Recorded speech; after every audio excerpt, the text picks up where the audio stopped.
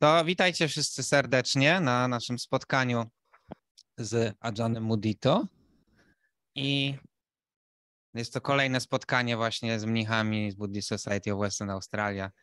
I zaczniemy po prostu, że przeczytam krótką biografię Ajahna Mudito, a więc Ajahn Mudito urodził się w niewielkiej wiosce w północnej Finlandii. Po ukończeniu służby wojskowej udał się do Stanów Zjednoczonych, gdzie chodził do szkoły kucharskiej i przez kilka lat pracował w ekskluzywnych hotelach. Kiedy mieszkał w Nowym Jorku, jego długotrwałe zainteresowanie buddyzmem ewoluowało i zaczął praktykować medytację z rozmaitymi grupami. Poszukiwał swojej drogi u wielu nauczycieli, ale ci, których spotykał, wydawali mu się albo zbyt wyniośli, albo zbyt nudni. Pewnego razu jednakowoż gwiazdy były przychylne, gdy Ajahn Brahm napisał swoją książkę Otwórz wrota swojego serca, a jej promocyjne tournée przybyło do Nowego Jorku. Tam Mudito pokochał Ajahna Brahma i jego proste nauki. Od tamtego czasu podążał za nim. W 2010 roku zamieszkał w klasztorze Bodhinyana, gdzie 2 lata później został wyświęcony na mnicha. Okay, so thank you, Venerable, for being there for us, and I give voice to you. Very good. Do you usually have the way that everybody turns off the camera? Sometimes it's nice to see people, but it's either way we can have it. It doesn't matter. But I think there is an option so you can see people. Yeah. Amiran, włączysz tą opcję? I think the problem is that people haven't turned on their camera, so we can invite everyone to turn on their camera. So that would be nice. It's nice for me to see people. It's nice to teach when I see. If you wish. Proszę, włączcie kamerki, jak możecie. O, pojawiają się. I podczas medytacji nie będziecie widzieć innych nagrań, natomiast Ajahn będzie was wszystkich widział. Taki włączymy tryb, więc to będzie idealne. Super. Very good. So I guess it's my turn now. So greetings from Melbourne. I'm actually staying in Melbourne at the moment. We're building a new retreat center here in Melbourne. I used to be in construction business. My father owned a company. I work in a construction. That's what I studied as well. So I seem to go from construction site to construction site. A więc witajcie wszyscy serdecznie. Pozdrawiam was z Melbourne. Przebywam teraz tutaj, bo budujemy właśnie tutaj taki nowy klasztor czy ośrodek medytacyjny i właśnie mój ojciec był budowniczym takim konstruktorem i ja również się tym zajmuję i w zasadzie podróżuję od jednej takiej właśnie jednego miejsca, gdzie coś się buduje do drugiego i cały czas pomagam w tych sferach. So even as a monk, you cannot really escape the world. The world seems to follow us. Także nawet jako mnisi nie możecie w pełni uciec od świata. Wydaje się, że świat cały czas za nami podąża. We are sort of separate from the society in many ways. I became an Australian a couple of years ago, but I have Australian passport now. But I never been part of this Australian society as such. Can you repeat? I'm sorry. Okay. What I just said, I got my Australian passport a couple of years ago. As you heard, I'm from Finland originally, but I got my Australian passport a couple of years ago. But I'm always been Australia outside of the main society. Okej, a więc tutaj już od jakiegoś czasu mam paszport australijski, ponieważ pochodzę z Finlandii i właśnie jako mnich nie jestem nigdy nie byłem taką w pełni częścią australijskiego społeczeństwa, ale jednak cały czas tutaj przebywam. And it's sometimes when I go and teach in Finland or I teach in other places as well, a lot of these Buddhist groups like you have there in Poland as well, the groups are very small and it's nice that we have these things where you can come together. I właśnie w takich miejscach jak Finlandia, czy właśnie teraz Polska, jest tak, że jeżeli na początku zaczyna się jakby rozprzestrzeniać buddyzm w jakimś miejscu, to z reguły te grupy na początku są takie stosunkowo małe i to jest naprawdę dobre, że dzieją się takie rzeczy jak teraz, że właśnie zbieramy się razem. And I'm sure the same in Poland when you all live in different places, you really don't have the group come together, so it's a really amazing opportunity. We have this Zoom meetings these days. I właśnie często jest tak, że ludzie mieszkają naprawdę w bardzo różnych częściach kraju i przez to nie zawsze są okazje, żeby się spotykać razem i właśnie takie spotkania w internecie przez Zooma na przykład właśnie umożliwiają nam zebrać się wszyscy razem. And I think that's the same for everybody. What I've heard, Poland is quite a traditionally very Catholic country. I come from Finland. We're Lutherans, but we're very secular. We're not very religious. But I've heard that Poland is quite a traditionally very Catholic country. So if you feel that you're Buddhist, you must feel yourself that you're sort of different than the rest of the society. I właśnie jest tak, że w Finlandii na przykład my mamy głównie religię luterańska, ale społeczeństwo jest mimo wszystko mocno takie sekularyzowane, natomiast właśnie słyszałem, że w Polsce jest tak, że jest bardzo silna taka tradycja właśnie katolicka, więc w takim sytuacji, jeżeli właśnie jesteście buddystami, no to w pewnym sensie zapewne czujecie się troszeczkę odmienni od takiej reszty społeczeństwa. And I can sort of relate to that. I remember I got to be Buddhist when I lived in the United States. That's where I really discovered Buddhism.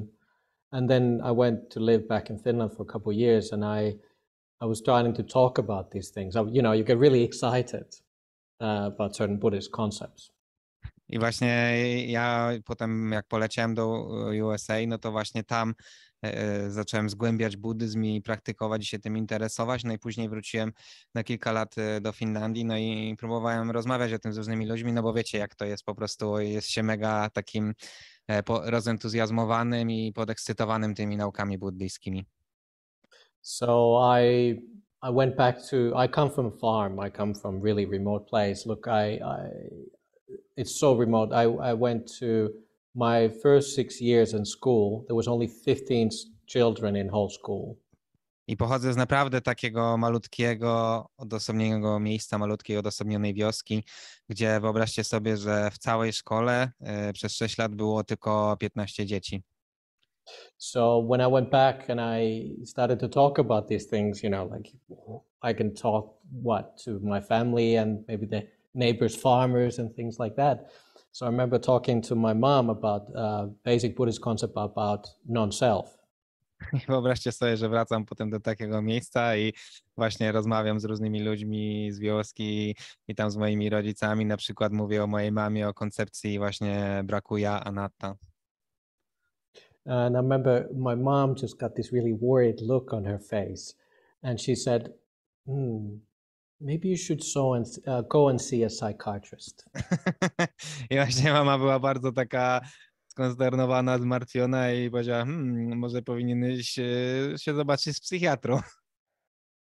So it's good that we have this kind of groups. At least we can, even if you're not really Buddhist, but at least you can talk about meditation or Buddhist concepts and you don't feel like you are strange.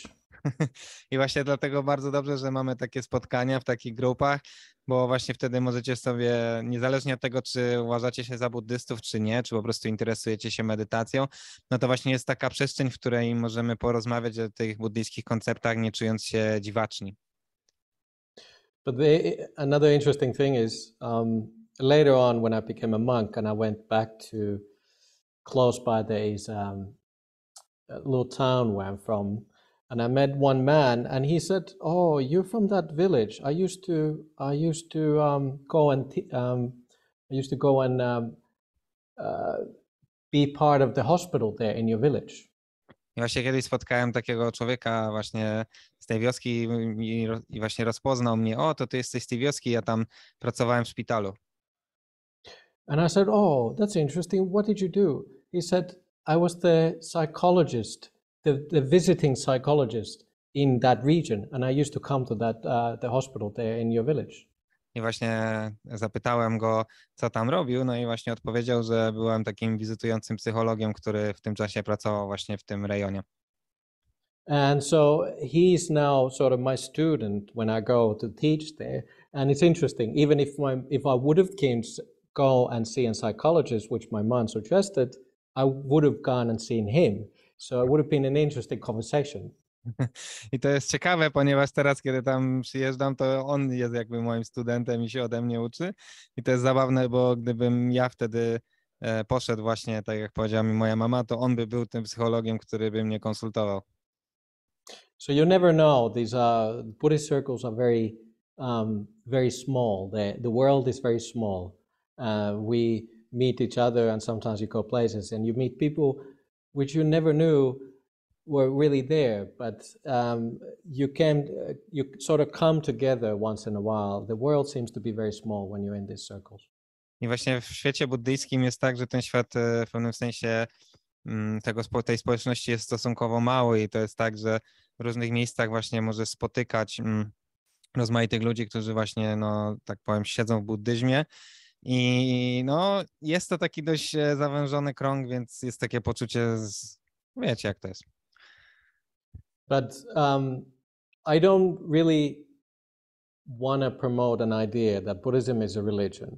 It's not my thing, and I'm super relieved we don't have to go into the street and talk to people try to promote Buddhism. That's not what we do. I właśnie ja lubię o tym myśleć w taki sposób, że buddyzm nie jest religią, w tym sensie, że nie musimy właśnie chodzić po ulicach i namawiać ludzi, jakby nie mamy w ogóle takiego czegoś, żeby nawracać ludzi na buddyzm i bardzo jakby czuję ulgę w związku z tym, że tak to jest.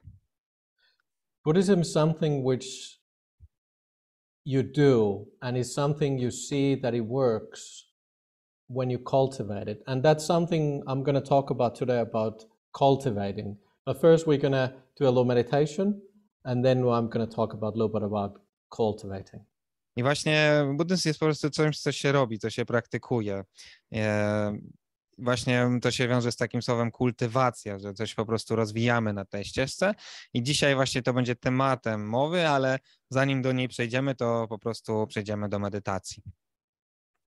So let's try to do a little practice. So take comfortable seats. If you want to turn off your camera, that's fine.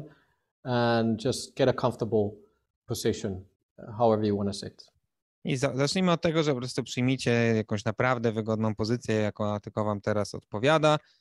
I jeżeli chcecie, możecie sobie wyłączyć kamerki, no i powoli przechodzimy do medytacji. So always in beginning of the meditation is good. Take as comfortable posture as you can. I na początku medytacji naprawdę przyjmijcie najwygodniejszą pozycję, jaka jest dla was w tej chwili. One thing we don't want to do, if you're a little bit tired, to lie down, but anything else is pretty much okay. Jedyne, czego unikajcie, to jeżeli jesteście mocno zmęczeni, to żeby się nie kłaść, ale pomijając tę sytuację, wszystko jest dozwolone. There's nothing wrong about lying down. We have 4 different kind of postures, but when you're lying down, sometimes the mind just tells you things. It is time to go to sleep. I mamy właśnie te 4 w zasadzie pozycje takie kardynalne, czyli stanie, chodzenie, siedzenie, leżenie. I jedyne, co właśnie jest problematyczne w leżeniu, to to, że umysł może po prostu cały czas nam mówić, że pora spać. So that's why we quite often teach sitting meditation. So take a comfortable seat. A więc dlatego najczęściej uczymy medytacji w pozycji siedzącej, dlatego przyjmijcie wygodną pozycję siedzącą. And the good way to bring your awareness to this moment is close your eyes and just take a few deep breaths. Bardzo dobrym sposobem, żeby przywołać umysł do tej chwili, jest zamknąć oczy i wziąć kilka głębokich oddechów.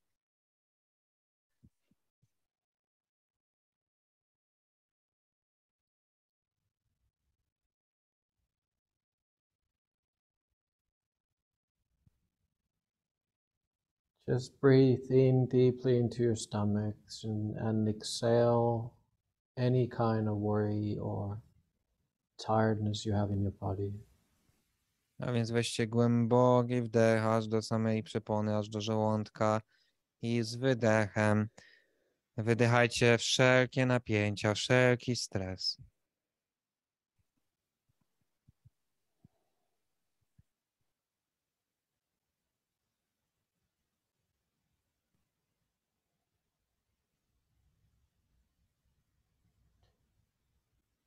Think to yourself,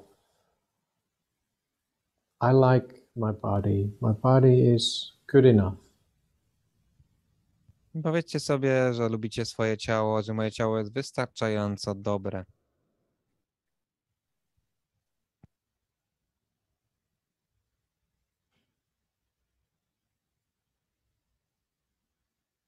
Bring kindness to your body, like you are really somebody who takes care of your body. I przywołajcie właśnie taką dobroć, taką troskę do umysłu, że naprawdę możecie poczuć, że troszczycie się o swoje ciało, że koicie je. Look at your feet, both of your left and right feet, from the hip down with kindness. I możecie zacząć od stóp, uświadomcie je sobie, postrzegajcie je właśnie z taką troską, ukojeniem.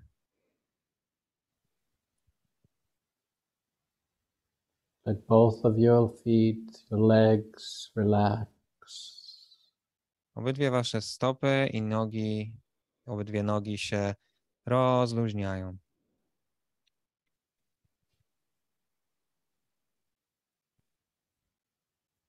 Feel your bum and the hip inside of there. Feel it sitting on the cushion or on the seat. I poczujcie, jak rozluźniają się też uda, pośladki.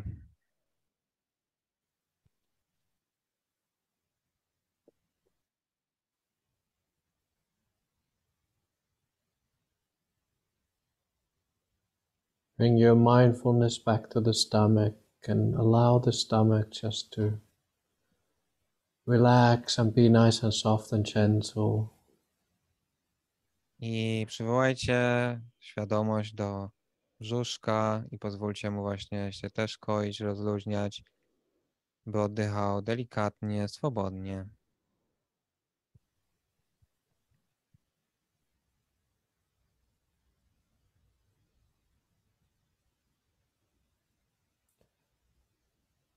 Allow your lower back to relax and push down by the weight of your body. Pozwólcie też rozluźnić się waszym dolnym plecom. And same with your upper back and your shoulders. Let them slump down, no need to be too tight. I to samo z waszymi górnymi plecami, waszymi ramionami. Pozwólcie im się rozluźnić, opadać swobodnie.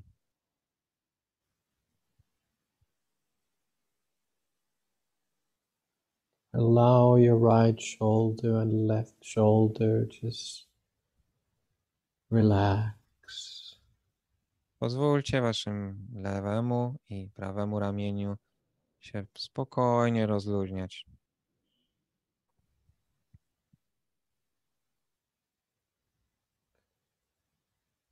Your right hand is pulling down the right shoulder, resting on the lap. I rozluźniajcie swoją prawą rękę na całej długości, aż do dłoni, jak spoczywa na waszych dolnych partiach ciała. And your left hand again is pulling down your left shoulder, resting kindly on your lap. I to samo rozluźnijcie całą lewą rękę, która spoczywa gdzieś poniżej.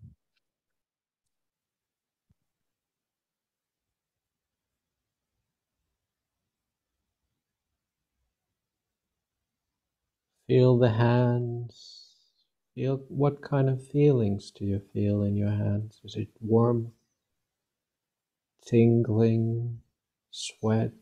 What can you feel in your hands? Czujcie swoje ręce. Czy czujecie na nich właśnie jakieś doznania, na przykład ciepło, jakieś takie mrowienie, może czujecie, jak spływa po nich pot. Poczujcie, co czujecie na swoich rękach, znaczy dłoniach.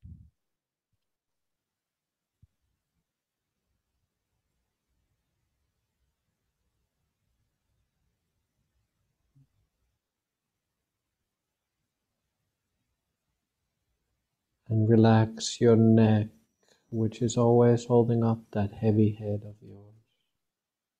I poczujcie właśnie szyję, która trzyma głowę.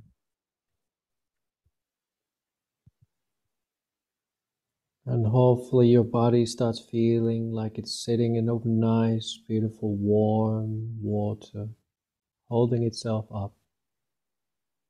I mam nadzieję, że zaczynacie się właśnie czuć, jakbyście sobie siedzieli swoim ciałem w takiej ciepłej wodzie, jakby wszystko było takie przyjemne, rozluźnione.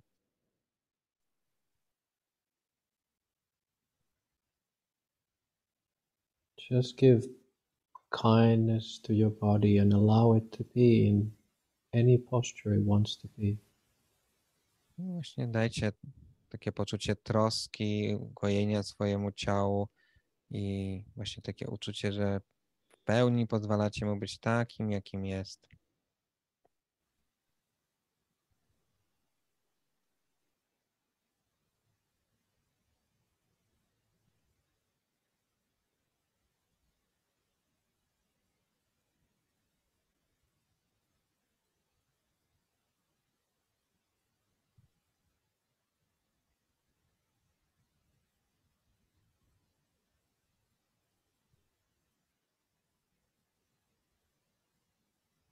Just breathe in kindness into the body, and if there's any tension, just let it go out with the out breath. I wdychajcie właśnie troskę, dobroć do swojego ciała, a wydychajcie wszelkie napięcia, wszelkie stresy.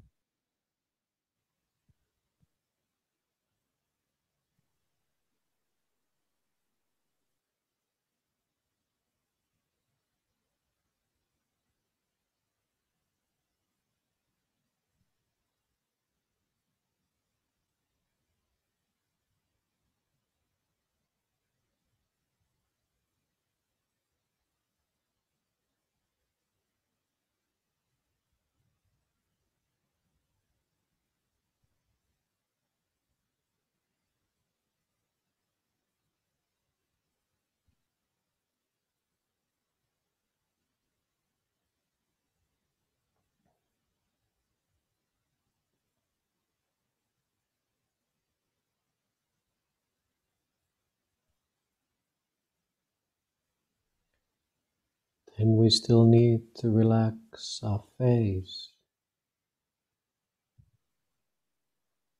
Nadal musimy jeszcze rozluźnić naszą twarz. Bring kindness to your face. Przywołajcie troskę, ukojenie teraz do waszej twarzy. Even if you don't feel like it, just bring expression of kindness in your face. Nawet jeżeli nie macie na to teraz takiej ochoty, to i tak przywołajcie właśnie taką ekspresję dobroci, ekspresję troski na waszą twarz.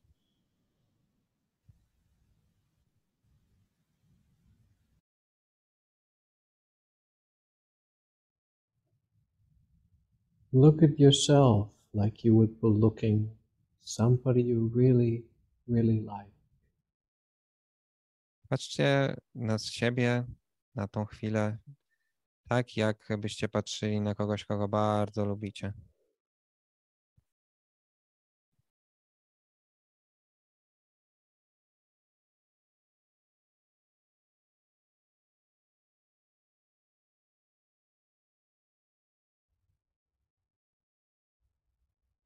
And now do the same thing with the breath. Teraz zróbcie to samo względem oddechu. Can you see the in and out breath are going beautiful, like it's your friend? Postrzegajcie oddech, właśnie każdy wdech i wydech jako piękny, jako waszego dobrego przyjaciela. Smile at the breath. Uśmiechnijcie się do oddechu.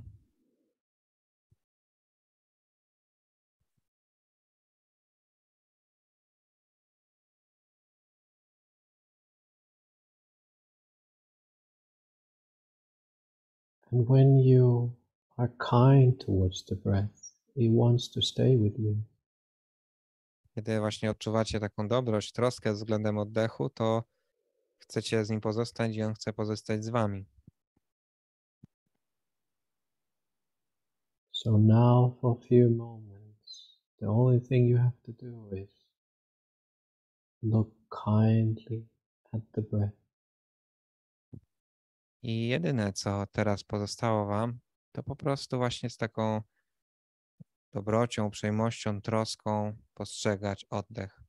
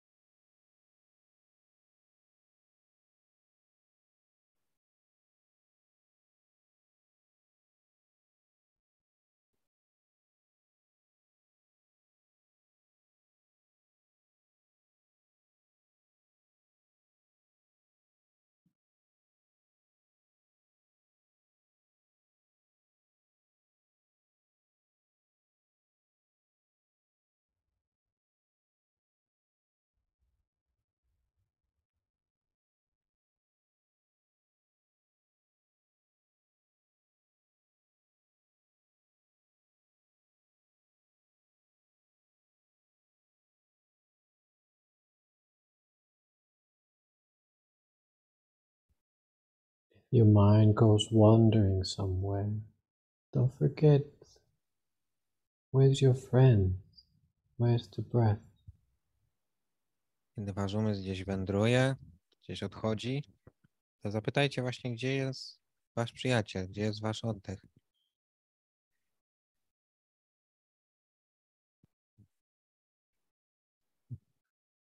Just smile and get back, looking at your friend. I po prostu postrzegajcie właśnie ten oddech, też właśnie jak wasza twarz, jak to wszystko razem płynie.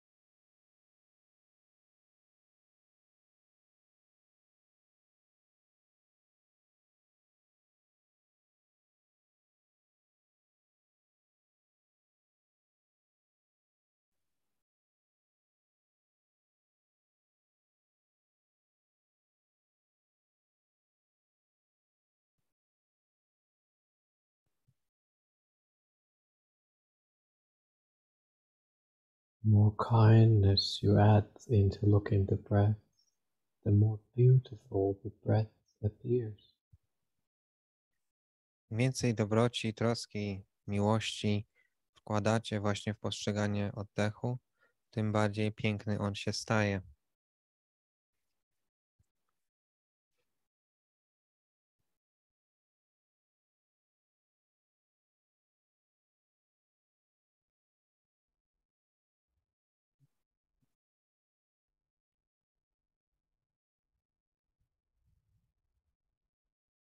Can you see how smooth and beautiful the breath is when it flows in and out of your body?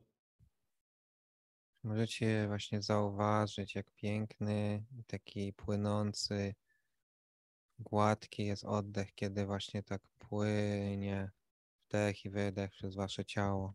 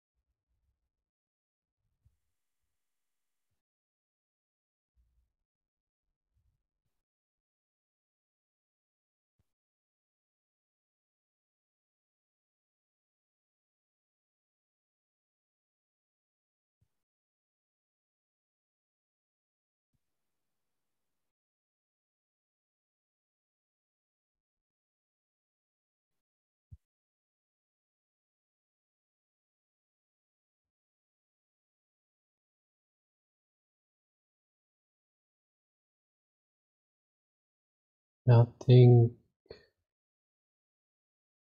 somebody very important who has helped you in your life. Teraz pomyślcie, jak to jest, kiedy ktoś ważny pomaga wam w czymś istotnym w życiu.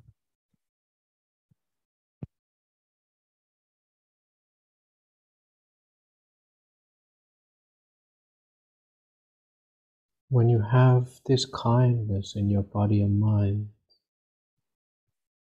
don't you wish that they would also have this?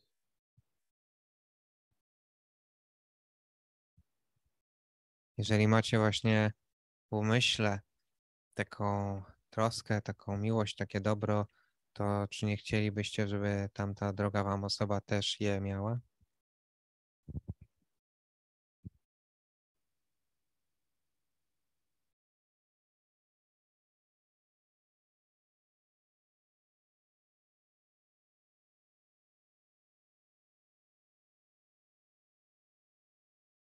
Feel how nice it is to be in this body Teraz możecie poczuć, jak miło jest być w takim rozluźnionym ciele.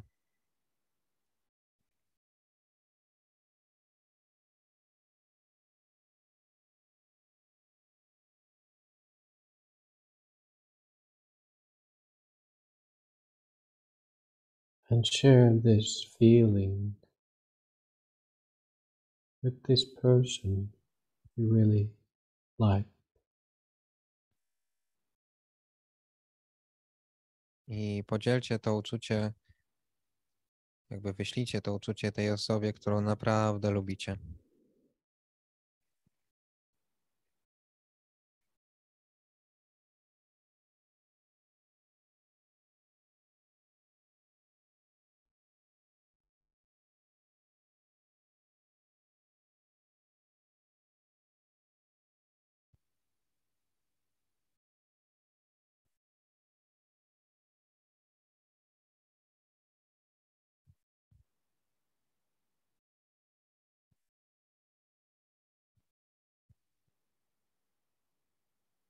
Now think of somebody you only meet once in a while, a neutral person.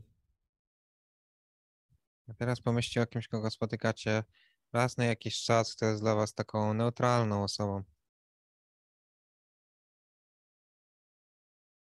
Can you see that they also want this kind of peace? Możecie dostrzec, że oni też pragną takiej lekkości, takiej przyjemności.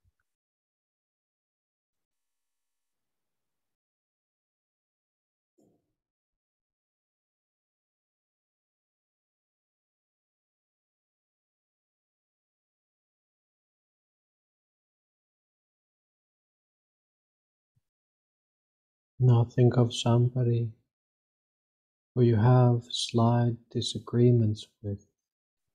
Don't you see that they also want this kind of happiness? Teraz właśnie pomyślcie o kimś, z kim macie jakieś drobne takie starcia. Czy możecie poczuć, że ta osoba, ta istota też pragnie właśnie takiej lekkości, bezpieczeństwa, przyjemności?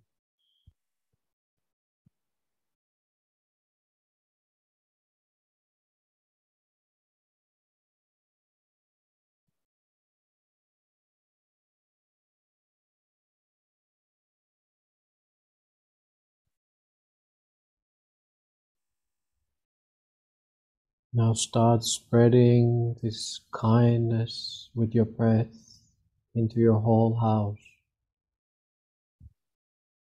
I teraz zacznijcie jakby tak rozszerzać, promieniować tę dobrocią, tą miłością, tą troską, która płynie z waszego oddechu na cały wasz dom.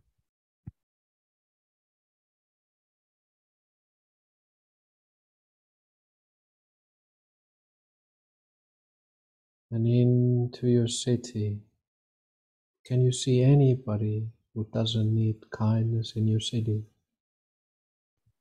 I zacznijcie rozszerzać to uczucie, promieniować nim na całe miasto, czy na całą wioskę, w której się znajdujecie. Czy myślicie, że jest w tym miejscu ktoś, kto nie pragnie, nie potrzebuje takiego ukojenia, takiej lekkości?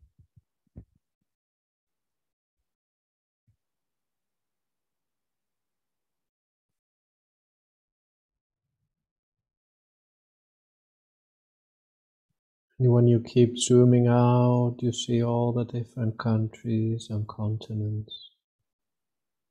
All of us, we are living in this world.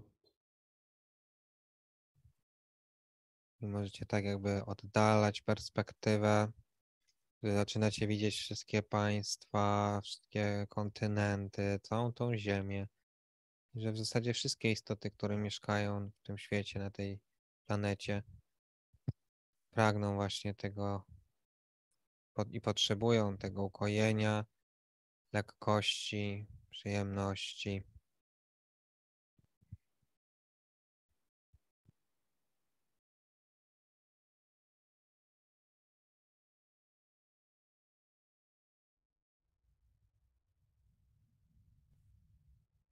Everybody needs your kindness. Każdy potrzebuje Twojej dobroci, troski, miłości.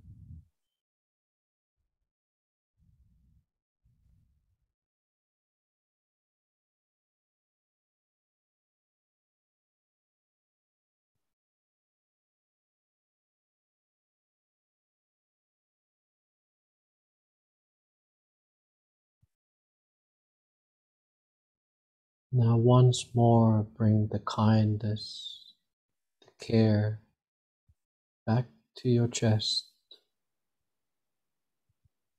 I teraz jeszcze raz przywołajcie właśnie troskę, dobroć, miłość do Waszej klatki piersiowej, do Waszego serca.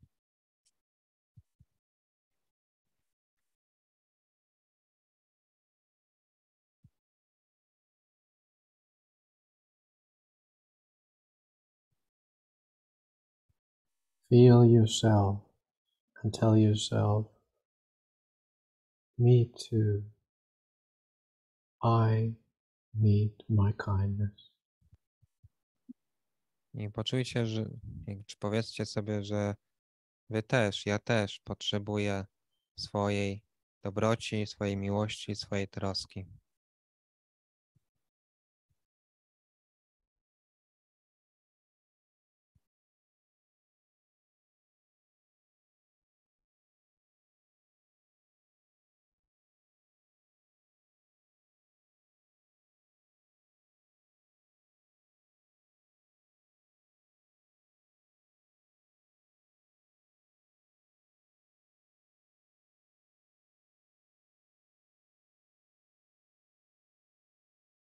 I like myself.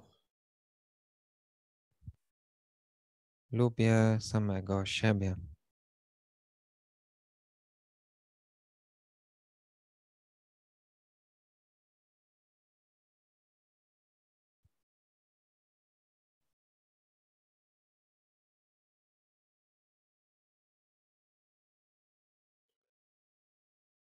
We're coming to the end of the meditation. Docieramy do końca tej medytacji. Can you feel that your body is a bit more relaxed and healthy than it was in the beginning?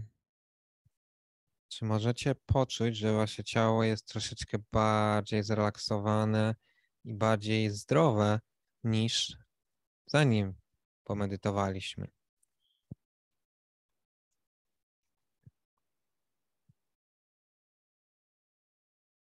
Can you feel that your mind is a little bit more relaxed and kind?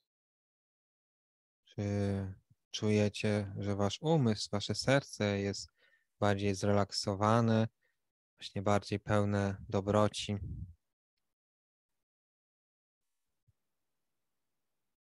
This is the power of kindness. To jest potęga dobroci, potęga troski i miłości.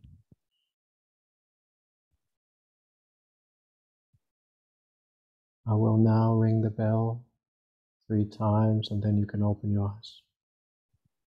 Teraz uderzę w dzwon 3 razy i potem możecie otworzyć oczy.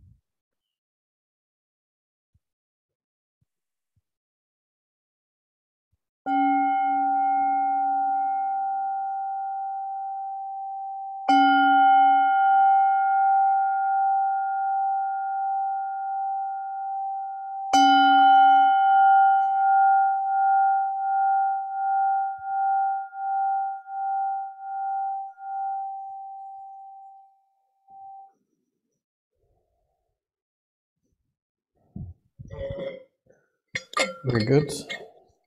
Bardzo dobrze.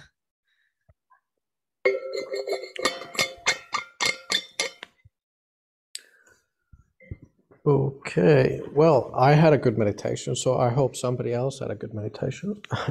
Ja miałem dobrą medytację i mam nadzieję, że ktoś z was też miał dobrą.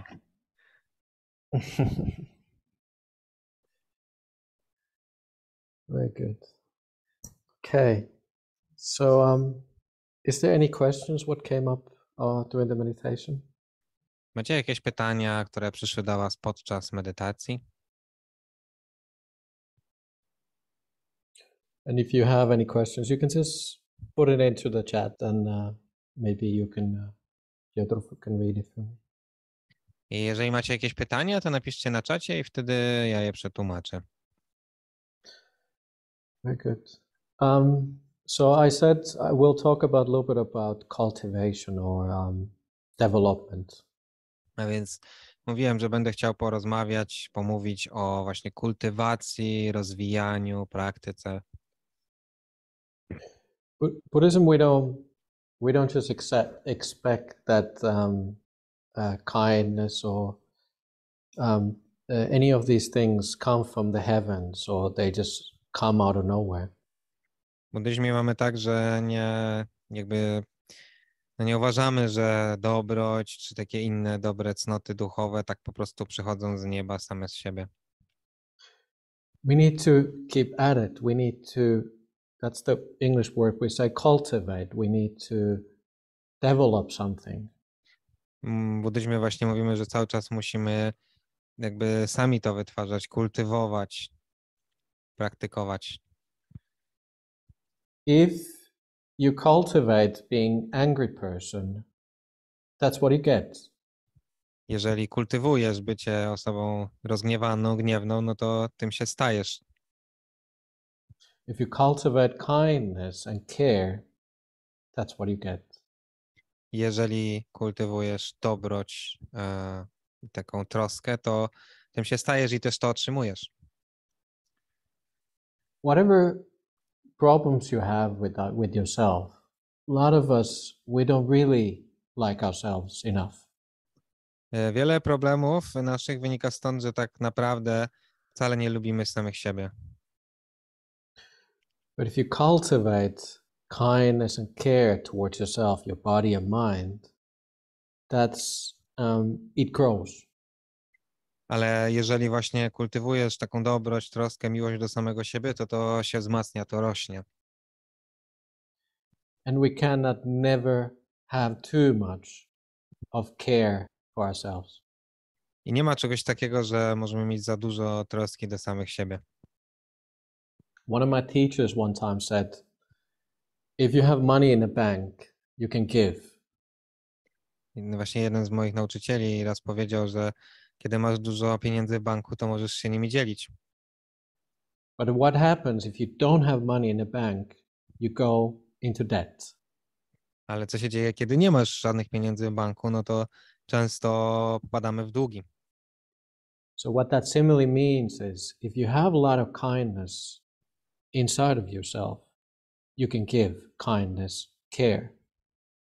I właśnie kiedy mamy dużo dobroci do samych siebie w sobie, to wtedy tak naprawdę możemy się tym dzielić i dawać ją też innym. And the more you give, it more it grows.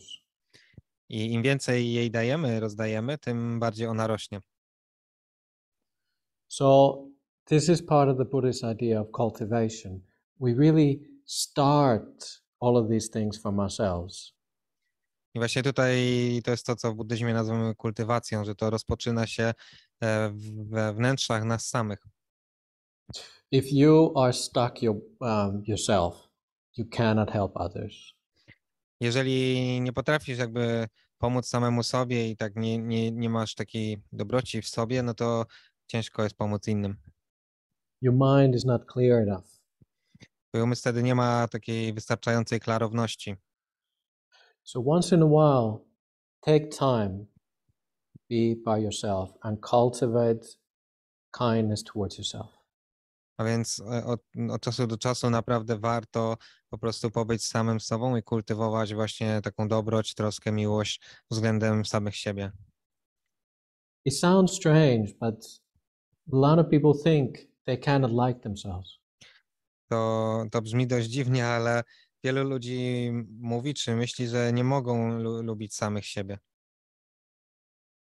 But once you get over that thing, once you keep at it and you believe yourself, it actually starts growing. Ale jeżeli zaczniecie jakby po prostu sobie to dawać i bardziej w to wierzyć, to po prostu to zacznie rosnąć. Sorry, Ajahn, just want to say that people can turn on cameras. Jak coś, możecie sobie włączyć kamerki, żeby Ajahn mógł was widzieć. Okay, go on. It is nice for me to see. Sure, thank you. Okay. And okay, so I don't know if you, I forgot what I said. You could read some of these questions, and then I read a little bit from the sutta about cultivation. So can you read you want to read if there's any? Yes. Polish one. So if you want to translate those. I'm sorry if I, broke the flow. The question is, could you please explain in short what is anatta? I think I understand it a bit, but I would like to hear a few words from you because you appear to be a very wise monk. The meditation was great. Thank you. Okay, very good. Thank you. Flattering gets you everywhere. Pochlebstwo doprowadzi cię wszędzie. Dobrze, dzięki. Anatta, yes, is one of the key concepts in Buddhism. Anatta to jedno z takich fundamentalnych, kluczowych zagadnień doktryn w buddyzmie. Anatta is something which you can see it for yourself. Wydaje mi się, że to nie jest coś, co można tak po prostu zobaczyć.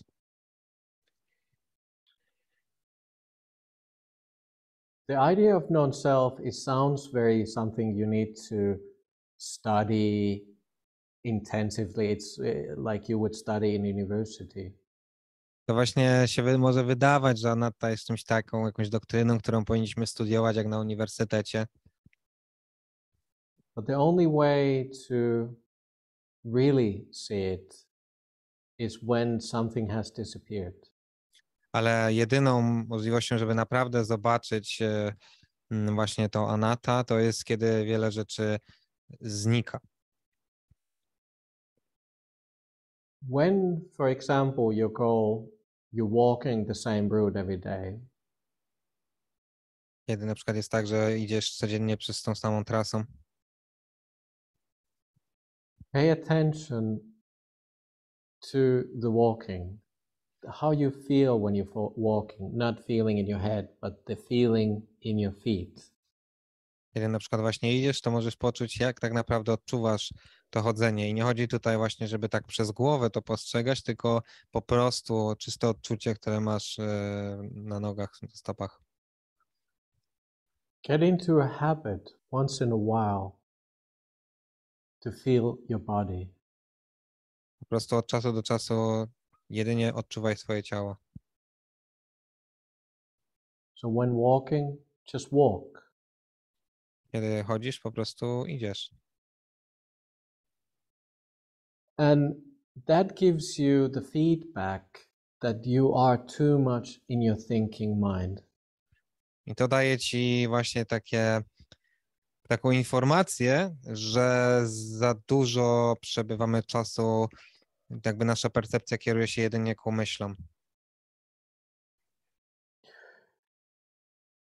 In Buddhism, we teach that where you are, wherever you pay attention to. W buddyzmie nauczamy, że ty jesteś tam, gdzie kierujesz uwagę. So sometimes when children come to monastery, people ask, "What is the mind in Buddhism?" And I said, "Look, pay attention to the bum sitting on chair or in a cushion." Właśnie ludzie często zadają pytania, czym jest umysł w buddyzmie, a ja mówię po prostu poczuj swoje pośladki, kiedy siedzisz na poduszce. And when you pay attention to your bum, kiedy postrzegasz je, that's where your mind is. tam jest wasz umysł. So your mind is your bum. A więc twój umysł jest twoimi pośladkami. But then mine is so quick that it goes then thinking about what I just said. Ale umysł jest tak szybki, że potem już myśli o tym, co właśnie powiedziałem. And then it sees me. I wtedy widzi właśnie tutaj And mnie. then it hears me. Wtedy słyszy mnie. And all those different things is you. A wszystkie te rzeczy są tobą. And all of them are separate. Wszystkie są oddzielone. But for one moment, when you pay attention, just the feeling on the bum, Ale przy tym jednym chwili, kiedy czujesz jedynie właśnie odczucie swoich pośladków, your mind was in your bum, and that's what we call bum mindfulness. twój umysł wtedy był właśnie tymi pośladkami i to nazywamy świadomością pośladków. So this is kind of thing where children like that, and it always makes everybody laugh to think that your mind is actually your bum. I to właśnie jest taka historyjka, nauka, która rozbawia zawsze dzieci, no bo w tym momencie po prostu wasz umysł jest tą percepcją tych pośladków. The feeling is always there, but only when you pay attention to that, it appears. To uczucie tak naprawdę zawsze tam jest, ale tylko kiedy właśnie zwracacie na nie uwagę, to pojawia się ono w waszej świadomości. So the idea of non-self is really this idea that wherever we put attention to, that's where you appear. I właśnie ta anatta chodzi tutaj o to, że tam po prostu, gdzie zwracasz uwagę, tam wydaje ci się, że jesteś.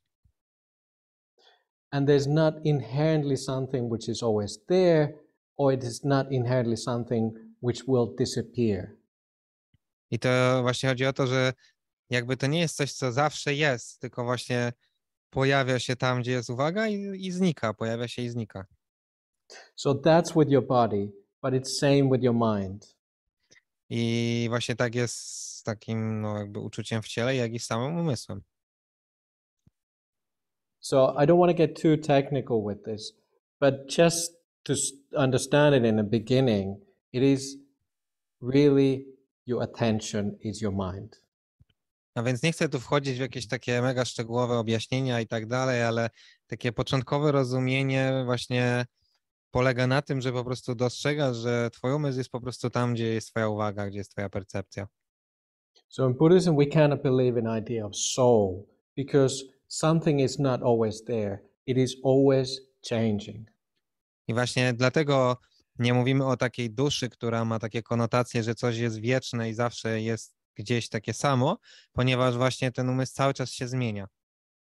Something comes to be, something comes, but it also disappears. Ponieważ coś się pojawia cały czas, ale też cały czas coś znika. And in that sense, we cannot have an idea of permanent self. I dlatego nie może być czegoś, co jest permanentnym, wiecznym ja. It always comes to be, and it depends on the conditions. To zawsze właśnie coś powstaje, a powstaje ze względu na pewne zewnętrzne, inne warunki, które to wytwarzają. So whatever the condition is, that's where you appear. A więc jakiekolwiek są te uwarunkowania, to tam wydaje się, że ty jesteś. But I think I'll leave it there. So let's go to the second question. Ale tutaj na razie to zostawię tutaj i przejdźmy do drugiego pytania. Okay, it's in English. Ajahn, if you found yourself in a smallish space with a few of your loved ones and you have to stay there for a few days but it's uncomfortable and you are now angry and want to quit and run, what could be a helpful Buddha Dhamma thing to recall at such a time so that you can try to calm down and not take your anger out on the others? Okay. Yeah. So that was the second question. Right. I can definitely relate to that. You can always go for a walk. You can always take your own space, in room, take your own time. A więc tutaj jeszcze tylko powiem, że pytanie było właśnie, że ktoś przebywa w małej przestrzeni, gdzie jest to jesteś bardzo drogie osoby, ale zaczyna być zdenerwowany i co może zrobić jakby w takiej sytuacji. I Ajahn właśnie powiedział, że zawsze możesz po prostu pójść na spacer, zawsze możesz sobie gdzieś tam się przejść, nie musisz tam cały czas siedzieć. I translated the question. Oh, good. It's always better to remove yourself from the situation before you get angry, because once the words are out, you cannot take them back. I zawsze bardzo ważne jest to, żeby właśnie wyjść z sytuacji, zanim się zdenerwujesz, ponieważ jak już się zdenerwujesz i powiesz coś w gniewie, to już nigdy nie możesz jakby, to już po prostu się stało i nie można tego usunąć. There was an interesting story. My teacher's teachers from Thailand, Ajahn Chah, had this story when a man one time came to the monastery and he said, "Can I sleep in the monastery tonight?"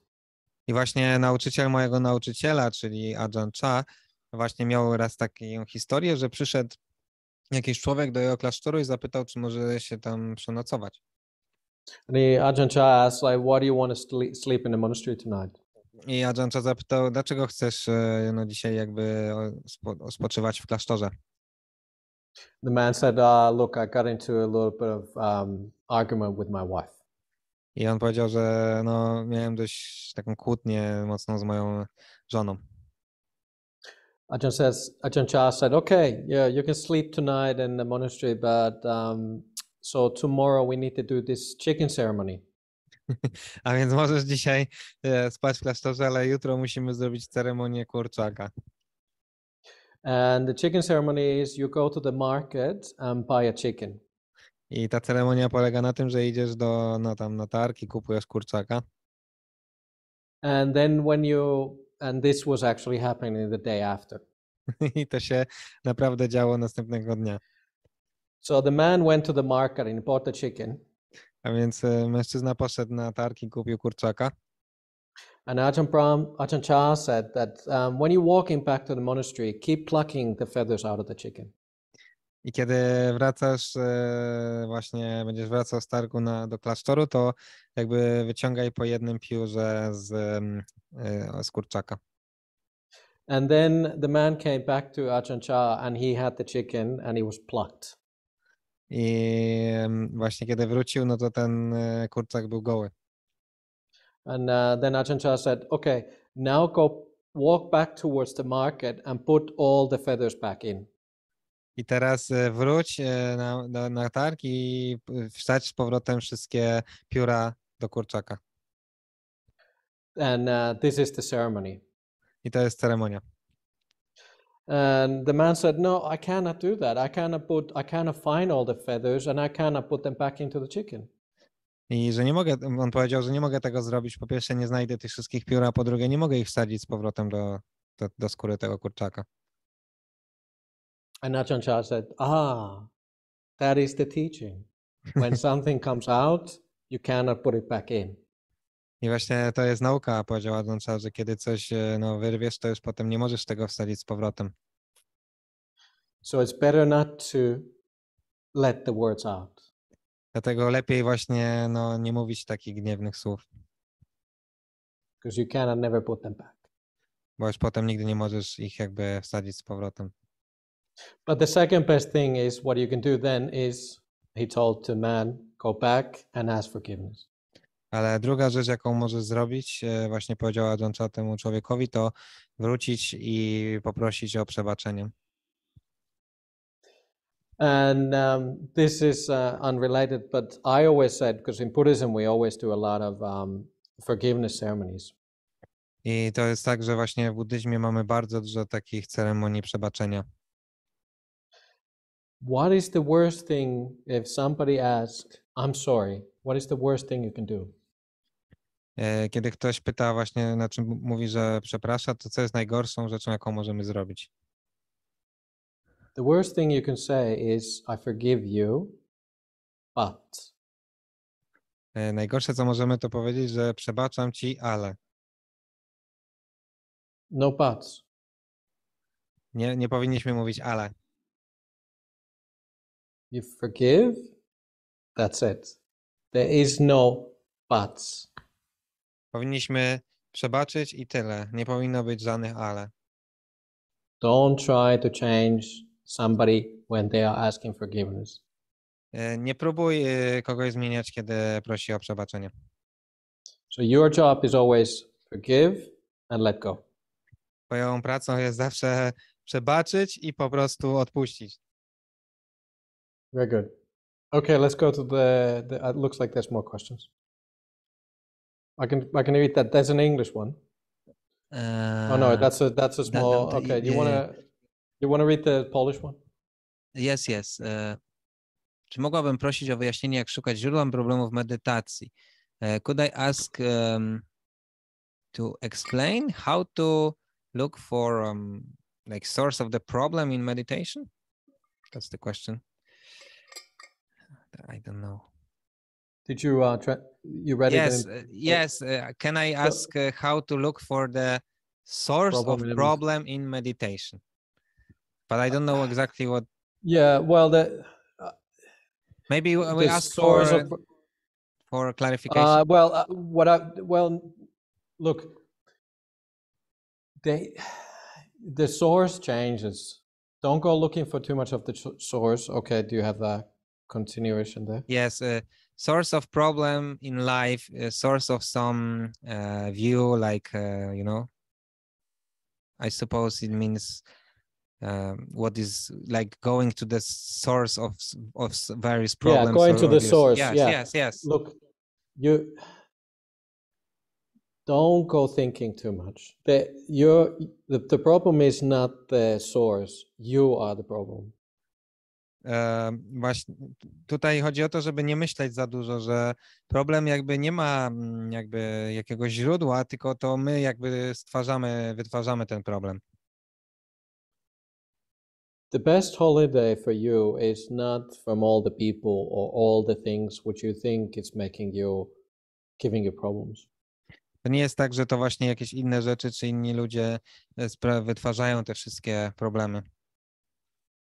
The best holiday for you is a holiday from yourself. Najlepsze wakacje, jakie możesz sobie dać, to są wakacje od siebie samej. You are the problem. You are the source. Ty jesteś problemem, ty jesteś źródłem. World is not the problem. Świat nie jest problemem. Okay, was there one more? Po polsku chciałam zapytać, jak Dhamma może pomóc wytrzymać z rodziną na urlopie w jednym małym domku. The question is, I would like to ask how Dhamma can help to endure family during holiday in one small house. No, that was explanation of the previous question that was written. Okay, that was explanation. Okay, good. I was just starting to think that everybody's had the same problem. Yeah. I can see if it's like Christmas time, this problem would come. To Ajahn mówi, że bo to było jakby takie wyjaśnienie pytania, Ajahn myślał, że to jest faktycznie może drugie pytanie i że każdy z nas ma ten sam problem i czy są jakieś teraz Boże Narodzenie czy coś. Christmas time you tend to spend a lot of time with your family, and you cannot escape. Właśnie w tym czasie często musimy spędzać dużo czasu z rodziną i nie da się uciec. Okay, so that's the questions for now. Maybe some more later or... Well, yeah, whatever. I mean, look, I just read a little bit of sutta. If you have any questions, please, write it down there and I can answer later. I just read a little bit of the sutta. Dobrze, teraz Ajahn przeczyta jakąś tam suttę, a w międzyczasie jakby były jakieś pytania, to właśnie piszcie. You okay with that? Yes. Cool. All right, so I will read just a little bit. This is like a synopsis of this one sutta. I to będzie takie jakby zwięzłe podsumowanie jakby pewnej sutty. I just found this sutta a couple days ago. I just stumbled across it, so I thought I'd talk about it. I właśnie kilka dni temu trafiłem na tą suttę i stwierdziłem, że chętnie właśnie o niej pomówię. The head of this, what the sutta is called, it's committed to development. I nazwa tej sutty w przetłumaczeniu to oddany właśnie rozwojowi czy oddany praktyce. And the Pali word is bhavana. I palijskie słowo to bhavana. And if you studied a little bit of Buddhism, Theravada Buddhism, we know we use a lot of these Pali words, and bhavana is a word what comes off quite often. I właśnie kiedy zgłębiacie buddyzm Theravady, to no, zauważacie, że używamy dużo tych palijskich słów i właśnie słowo bhavana jest dość popularnym. And the most common thing which quite often you hear is metta bhavana. I coś, co często się słyszy, to metta bhavana. So you cultivate loving kindness. A więc, że kultywujesz miłującą dobroć. And by cultivation, it grows, it develops. I kiedy właśnie kultywujesz ją, no to po prostu z czasem rośnie. So I read a little bit from this sutta. A więc przeczytam teraz trochę z tej sutty. Monks, when a monk is not committed to development, they might wish. By the way, can you give me number of the sutta? It will be easier for me. So it is Anguttara Nikaya 771. Number discourse 771. Okay. I'll just put it.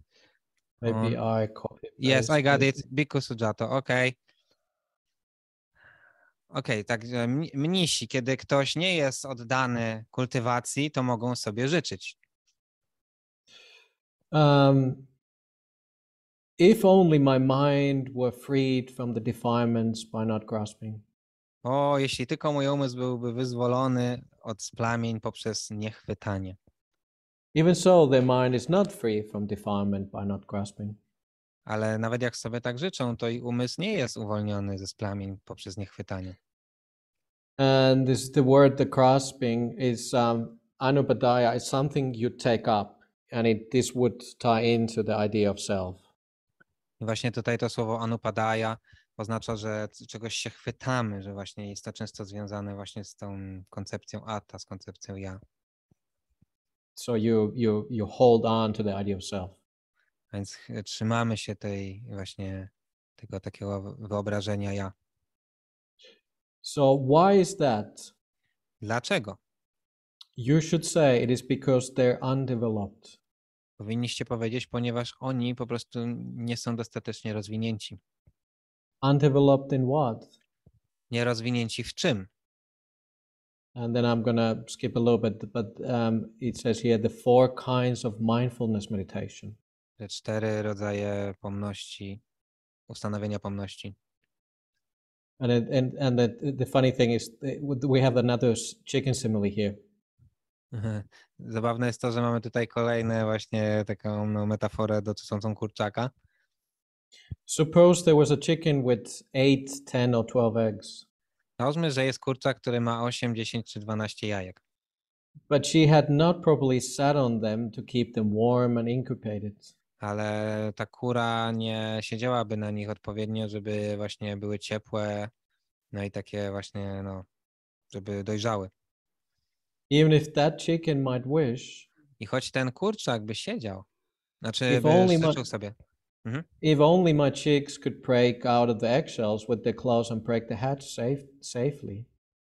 I właśnie nawet jak ta kura by sobie życzyła, niech gdyby tylko moje kurczaczki mogły właśnie wydostać się z tych jajek i poprzez ich pazurki i dzioby i wykluć się bezpiecznie.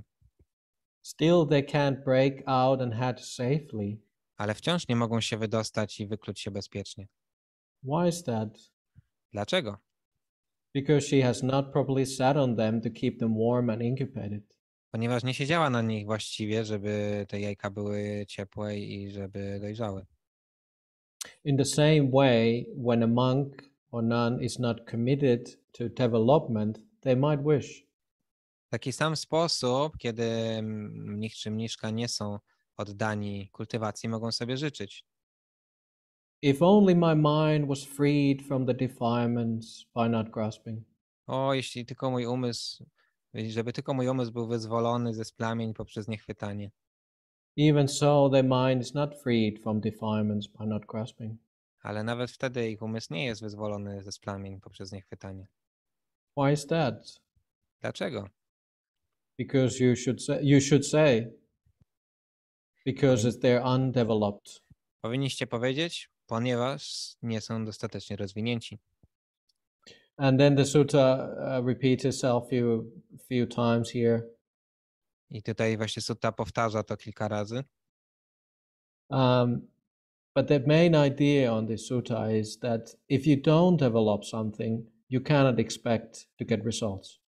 Ale właśnie główną jakby ideą tej sutty jest to, że jeżeli czegoś nie kultywujesz, to no głupstwem jest spodziewać się, że przyjdą jakieś owoce same z siebie. Then if you go towards the end of the sutta, it says there, suppose a carpenter. Can you see that, Peter? Suppose a carpenter. Yes. Tak. Suppose a carpenter or the apprentice sees the marks on his fingers and thumbs on the handle of adze. You can say like it's like an axe, basically. You make something. You got something. You know what adze is? Not really, but I can quickly. Yeah, it's like an axe. It's like one type of axe. Okay.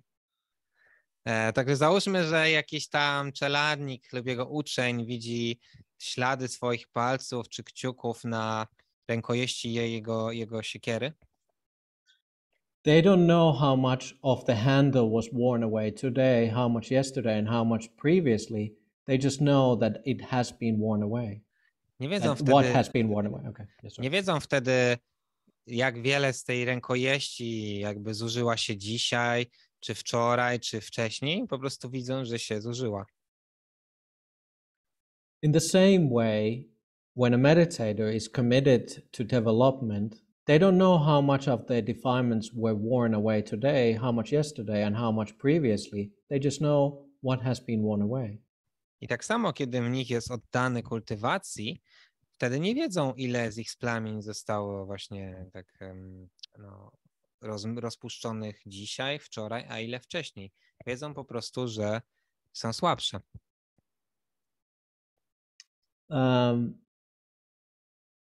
And then we skip the last one because it's pretty difficult to explain. But then, but basically, what it means that it's in meditation, you only start seeing what you have left behind. Ale no tutaj pominiemy ostatnie, bo jest dość złożone, ale tutaj właśnie takim głównym przesłaniem jest to, że w medytacji rozpoznajemy właśnie rozwój po tym, że po prostu znikają pewne rzeczy. Slowly, sometimes it takes years and years, you start seeing, I have more care for myself. I to jest bardzo powolny, stopniowy proces, że na przykład po latach dostrzegasz, że naprawdę mam więcej troski i miłości do samego siebie. And that similarly, like that axe handle, you know it's worn away, you know you have left behind that big self-critic. I właśnie to możesz zauważyć, tak jak ten właśnie tam czeladnik, który po prostu po jakimś czasie wyciera się, zużywa się ta rękojeść tej siekiery, na takiej samej zasadzie możesz zauważyć, że te właśnie ten taki wewnętrzny krytyk, ten taki głos, który cię poniża, po prostu jest coraz słabszy. You don't really know how much is left, but you know that something has been worn away. I nie wiesz, ile jeszcze z tego zostało, ale dostrzegasz, że częściowo się to jakby tak właśnie zużyło, zostało zredukowane. So with this kind of development, slowly, we wear away these defilements of the mind. Właśnie w ten sposób, poprzez kultywację, powoli rozpuszczamy te nasze wszystkie splamienia, te przeszkody. So the only mistake or the worst thing you can do in meditation is to stop. A więc najgorszą rzeczą, jaką możesz zrobić w medytacji, to przestać praktykować. That's the only mistake you can do. To jest jedyny błąd, jaki możesz zrobić. So this is how you have to look at your development. Sometimes it's hard work, but if you don't keep at it, it won't wear away. I właśnie w taki sposób musimy rozumieć kultywację, rozwój, że po prostu często jest to trudna praca, ale właśnie żeby te rzeczy się rozpuszczały, po prostu musimy kontynuować. So that's what I thought it was a good sutta, and that's what I wanted to bring it up. I właśnie dlatego pomyślałem, że to jest naprawdę dobra sutta i dlatego chciałem ją tutaj przywołać. So keep at it. Look, this development, cultivation, it's all kinds, but just look at your mind. Are you kind enough towards yourself? I właśnie po prostu kontynuujcie, idźcie dalej na tej ścieżce. Właśnie są różne rzeczy, które kultywujemy, oczywiście, ale właśnie na końcu po prostu zadajcie sobie pytanie, czy jestem bardziej dobry, bardziej troskliwy, bardziej kochający względem samego siebie. This practice starts by not looking outside, but looking inside. Ta praktyka zaczyna się nie właśnie patrząc na zewnątrz, tylko patrząc do swojego wnętrza. So that is the bhavana we need to keep at. I to jest właśnie ta bhavana, ten rozwój, ta kultywacja, którą powinniśmy kontynuować i się jej trzymać. So I hope you see that that is how you cultivate your mind. A więc mam nadzieję, że dostrzegacie teraz, że to jest właśnie odpowiedni sposób kultywacji naszego umysłu, naszego serca. Very good. So is there other questions which came up, or? Let me check. How are we going with the time, by the way? Are people getting bored already? I think usually meetings lasted like 2 hours, and it's only an hour and a half for now. Oh, geez, wow. But we can end it whenever you want, Ajahn. But the one question that came up is, so how to cultivate properly and how not properly? Properly, you mean morally and etc.? Well, look, yes. Buddhism, we don't really have like other moral values than how do you feel about something. A więc no, w buddyzmie kluczowe właśnie jest to odczucie. So if you think I'm going to do this and this will benefit me, then that is right thing to do. A więc jeżeli myślisz, że jest coś, co zrobię i przyniesie mi to korzyść, to jest dobre. But don't lie to yourself thinking it doesn't matter. Ale nie okłamuj samego siebie, myśląc, że to nie ma znaczenia. In Buddhism we have precepts. W buddyzmie mamy wskazania. And one of those precepts is, for example, is not drinking alcohol. I jednym z tych wskazań jest na przykład nie pić alkoholu. Alcohol is one of those things where inherently it's not bad. Alkohol jest jedną z tych rzeczy, która tak inherentnie sama z siebie nie jest stricte zła. But it's where it leads to. Ale to, co jest tym złe, to do czego to prowadzi. So if you think drinking alcohol is fine, it doesn't get me in trouble, it's part of what Polish people do, who am I to say don't drink? Jeżeli myślisz, że picie alkoholu jest w porządku, że jest to coś, co Polacy po prostu robią, to co ja mogę tutaj rzec? But if you look your own mind, where alcohol leads, how it affects your mind, when you honestly look at, does it lead into happiness? You might start restraining yourself from that.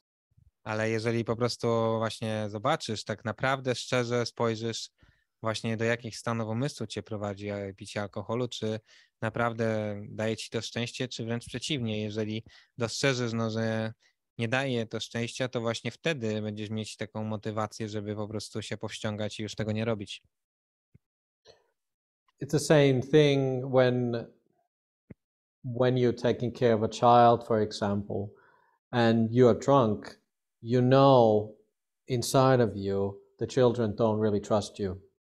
To jest tak na przykład, kiedy opiekujesz się dzieckiem i jesteś pijany, to gdzieś tam w głębi wiesz, że tak naprawdę to dziecko nie czuje się bezpiecznie i nie ma takiego zaufania.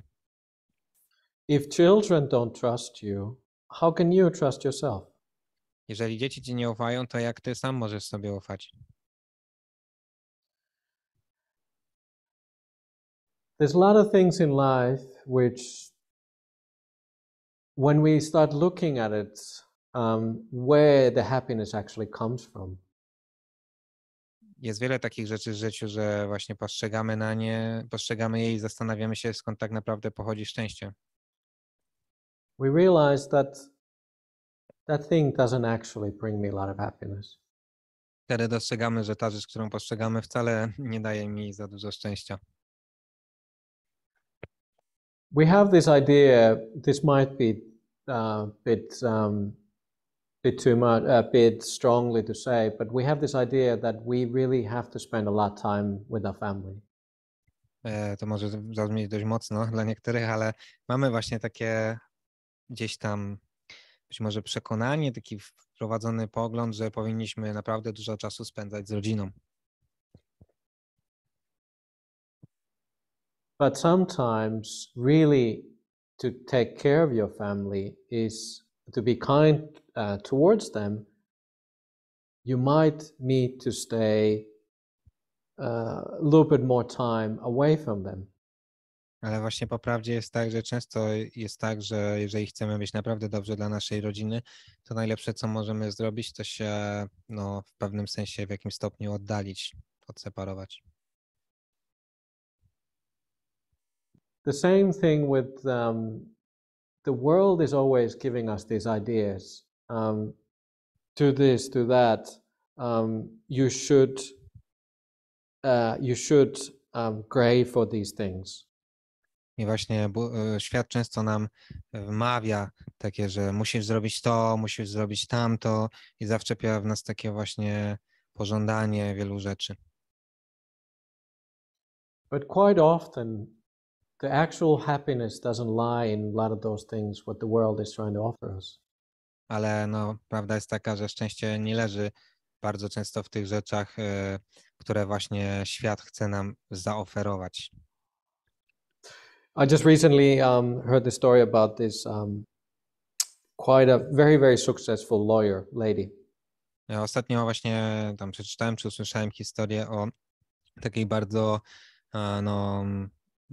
o prawniczce, która osiągnęła duży sukces. And she died and she left behind two children, teenage children. I umarła i pozostały dwójka jej dzieci. And at her funeral, nobody mentioned anything about her career, and she was a really very, very successful lawyer. I podczas jej pogrzebu nikt nie wspomniał nawet słowem o jej karierze, a była naprawdę bardzo, bardzo taką, osiągnęła wielki sukces jako prawniczka. The only thing which was mentioned, how caring person she was, how good of a mother she was. To, co było wspominane, to jaką była dobra osobą, jaką była dobrą matką.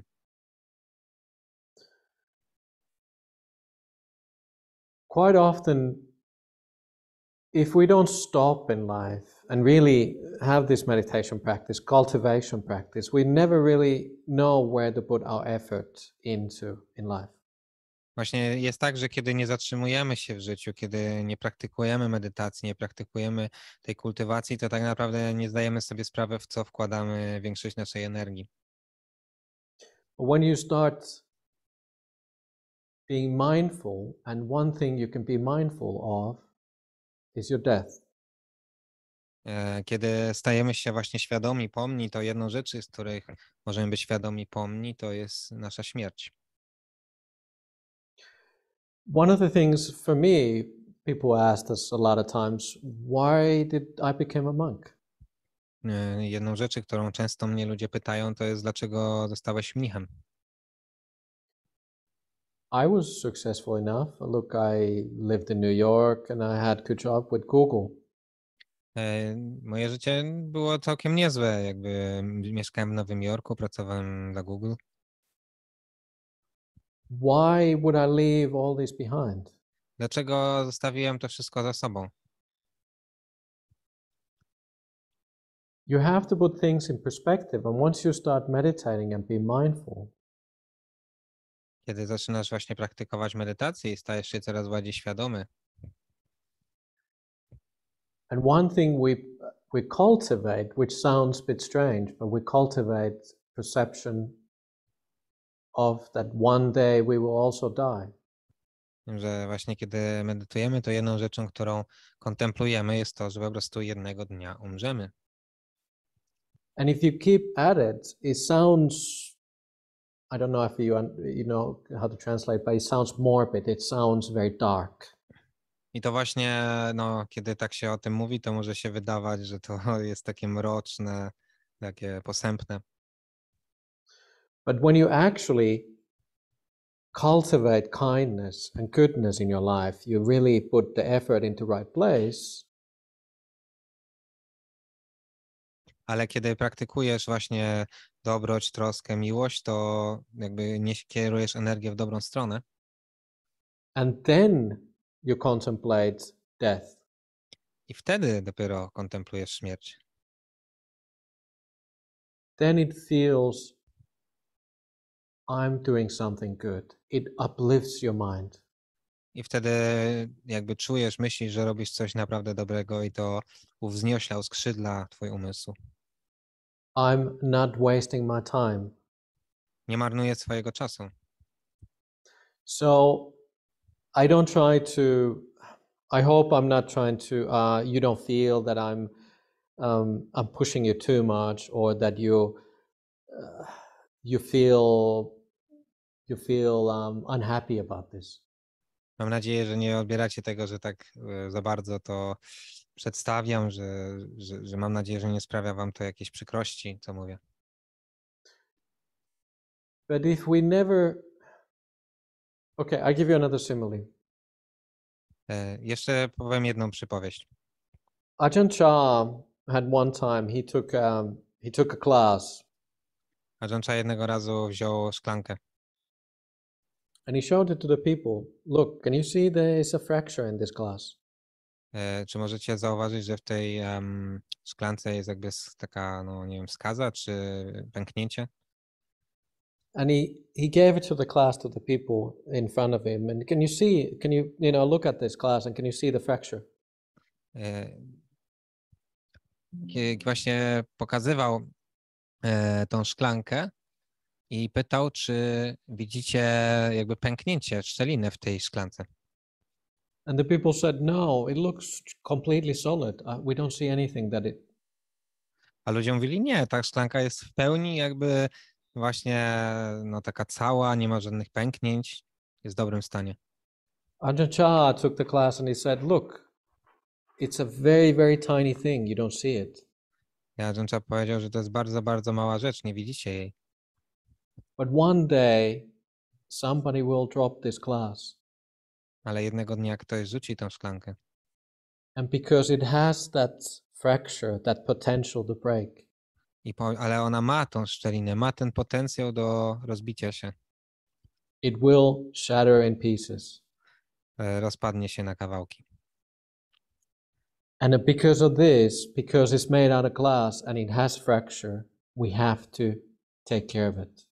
I właśnie dlatego, że jest ze szkła i ma tą skazę, to musimy się o nią troszczyć. If it was made out of metal, you could toss it around, you can throw it around, you don't have to take care of it. Jeżeli byłaby zrobiona z metalu, to wtedy moglibyście nią rzucać i tak dalej, i tak by się jej nic nie stało. And it's the same way for the people around us and ourselves. Tak samo jest z nami i z ludźmi, którzy są wokół nas. You are fragile. Jesteśmy właśnie tacy, no, kruszy. Everybody around us are fragile. Każdy wokół nas jest kruchy. That's why we need to take care. Dlatego właśnie potrzebujemy się troszczyć. Because one day somebody will drop it. Ponieważ jednego dnia ktoś to zrzuci, wypuści. And when something breaks, you cannot put it back together. I kiedy coś się roztrzaska, to już nie możesz tego złożyć z powrotem. So be careful with yourself and people around you and think that one day there won't be. I właśnie dlatego warto być takim ostrożnym z nami samymi, z ludźmi wokół nas, no bo po prostu jednego dnia już ich nie będzie. Walk carefully through this life. Dlatego trzeba kroczyć tak naprawdę ostrożnie przez życie. Talk carefully to others. Rozmawiać z innymi ostrożnie. All of these are mindfulness practices. To wszystko są właśnie takie praktyki pomności i praktyki uważności, świadomości. But really, it starts from yourself. Ale to zaczyna się od was samych. Talk kindly towards those thoughts in your own head. Rozmawiajcie tak z miłością, z troską z myślami w waszych własnych głowach. When you start practicing this mindfulness practice, meditation, it sounds like somebody turned up the volume to 10. To jest tak, że kiedy właśnie zaczynacie praktykować uważność, świadomość, medytację i tak dalej, to mamy się wrażenie, że ten głos w głowie został pogłośniony na maksa. All of a sudden, you hear all these ideas in your head. Nagle zaczynasz słyszeć te wszystkie pomysły, myśli w waszych głowach. Don't try to push them away. That's not the right way to do it. Nie próbujcie ich odpychać, to nie jest właściwy sposób praktyki. The only way, the right way to do it is be kind towards those thoughts. Jedyną właściwą praktyką jest to, by być właśnie dobrym, takim kochającym, troskliwym względem tych myśli. That's the only way to cultivate your mind. To jest jedyny sposób, by właściwie kultywować, rozwijać nasz umysł, nasze serce. And that's why sometimes it's hard and a lot of people stop. I właśnie dlatego to jest trudne i to jest powód, dlaczego wielu ludzi przestaje praktykować. But you can run all your life. You can distract all your life. Ale możesz uciekać przez całe życie, możesz właśnie folgować sobie w dystrakcjach przez całe życie. But who's going to follow you everywhere? Ale kto będzie podążał za tobą wszędzie? You. Ty. You are always going to be there. Zawsze tu będziesz. Why not be your own friend? Skoro zawsze tu będziesz, to dlaczego nie być swoim przyjacielem? And again, like I said, look, slowly the handle wears out. And slowly when you have money in the bank, it starts flowing towards others. Ale właśnie pocieszające jest to, że powoli właśnie ta rękojeść się zużywa i tak samo rozpuszczają się te nasze splamienia i tak samo rośnie to nasze metaforyczne konto banku i potem mamy właśnie te zasoby serca, którymi możemy się dzielić. Very good. So I think there was another question. Do you want to translate that in Yes. Jak sobie radzić z subtelnymi marami, które udając przyjazną myśl chcą zniechęcić do medytacji, a zachęcają do odpuszczania koncentracji na buddyzmie?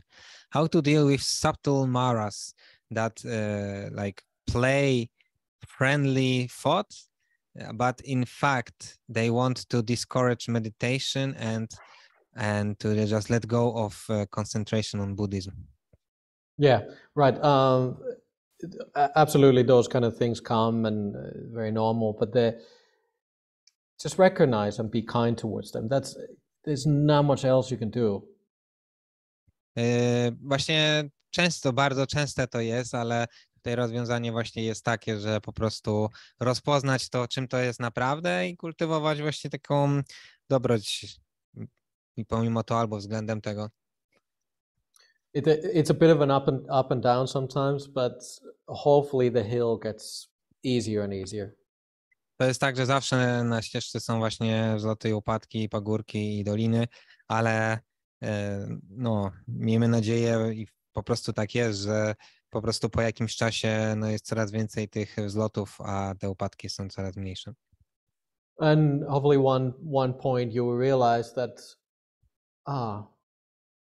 it's not so bad anymore. I nadejdzie taki moment, że zdasz sobie sprawę, że to już wcale nie jest takie złe w sensie praktyka. I'm not the worst critic of myself anymore. I zdajesz sobie sprawę, że już nie jestem najgorszym krytykiem samego siebie. It's been replaced by acceptance and kindness. Zaczyna to być właśnie zastępowane poprzez akceptację i dobroć. So that's the best advice I can give. To jest najlepsza rada, jaką mogę dać. Okay, next question. All right, you read it? Yeah, first Polish then English. Zagłębiam się coraz bardziej w buddyzm. Praktykuję i medytuję i czuję, że idę w bardzo dobrym kierunku. Moja mama jest katoliczką i nie akceptuje mojej drogi. Nasze drogi się rozchodzą. Nie chcę jej ranić, ale chcę się rozwijać i praktykować buddyzm. Czy można w tej sytuacji coś zaradzić? Dziękuję.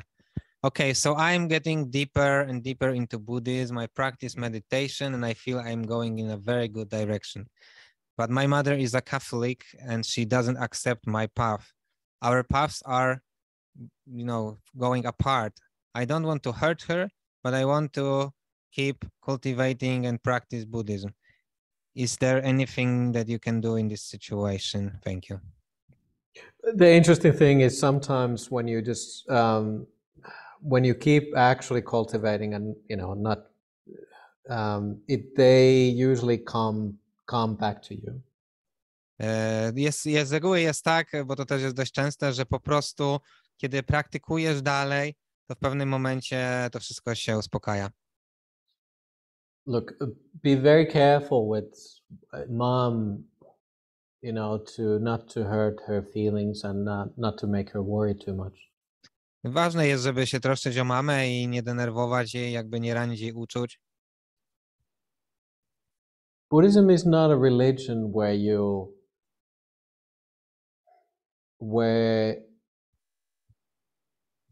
you turn into something. It is really a cultivation of your own mind. Buddyzm to nie jest coś, że czymś się stajesz, że jakby przekonwertowujesz się, tylko jest to po prostu praktyka kultywacji umysłu. If you're a normal person, you take care of your mom the best of your ability, and you listen to her worries and all that. She's conditioned like everybody else. I właśnie, jak jesteś po prostu normalną osobą i się troszczysz o mamę i tak dalej, no to zdajesz sobie sprawę, że ona jest po prostu uwarunkowana tak jak wszyscy. So just be kind towards, be kind towards that. You know that when you start understanding Buddhism more, she's just cause and conditions. Jeżeli zaczynasz coraz głębiej jakby rozumieć buddyzm, to widzisz, że po prostu wszystko, co się tam dzieje u niej, to są po prostu uwarunkowania i tego efekty. So she is conditioned by Polish culture. Więc jest po prostu uwarunkowana przez polską kulturę. And you know what that culture is, so don't go hard against it. I wiesz, jaka jest ta kultura, więc po prostu nie bądź jakby taka, jakaś zbyt ostra, zbyt agresywna względem tego. I think if you have kindness and acceptance, and I cannot see that anybody would be really against that. Jeżeli będziesz po prostu dobra i akceptująca, to ciężko mi sobie wyobrazić, że ktoś będzie przeciwko temu na dłuższą metę. It's the same for me. I mean, look, mom and dad were really worried when I ordained as a monk and all that. But now, after many, many years, they have accepted that. I właśnie to było bardzo podobnie u mnie. Moja mama i mój tata byli bardzo zmartwieni po tym, jak zostałem mnichem buddyjskim, ale po wielu latach w pełni to zaakceptowali. And it's not me trying to change the perception, really. I'm just being me, and after a while they accept it. Your mom and dad just wants you to be happy. I właśnie to jest tak, że ja nie próbowałem nigdy zmienić ich percepcji na temat buddyzmu, tylko byłem po prostu sobą, czyli w domyśle byłem dobry i tak dalej i po prostu z czasem się oni to zaakceptowali, ponieważ na koniec dnia rodzice po prostu chcą naszego szczęścia. And if you appear happy, they're fine with that. I jeżeli będą właśnie dostrzegać, że jesteś szczęśliwa w tym, co robisz, to będzie z tym okej. Okay, next question. Okay. Okay, this is a short question. In what age did you become a monk, and in what age you start meditating?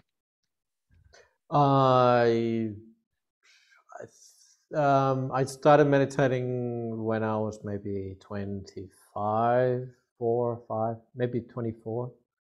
And I went to monastery when I was 29, and then I ordained when I was 32. So it takes about, from 3 years to actually fully ordain. A więc zacząłem medytować, jak miałem około 24 lata.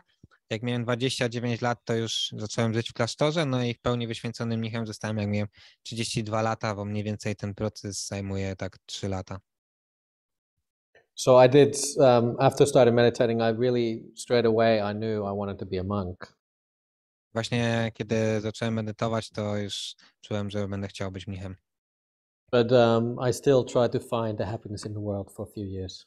Ale wciąż próbowałem znaleźć szczęście w świecie przez kilka lat. Luckily, the Mara didn't catch me. Na szczęście Mara mnie nie złapał w swoje sidła. Okay. The next question is, Ajahn, I'd love to hear your advice as another former Google employee, but still in the same industry. It's tough for me to quit it completely because of having to sustain my family, but Silicon Valley culture with its cult of products, productivity, and achievement is a bit contagious, which makes it tricky to be there while developing the heart. Any advice for someone in such a situation? Thank you.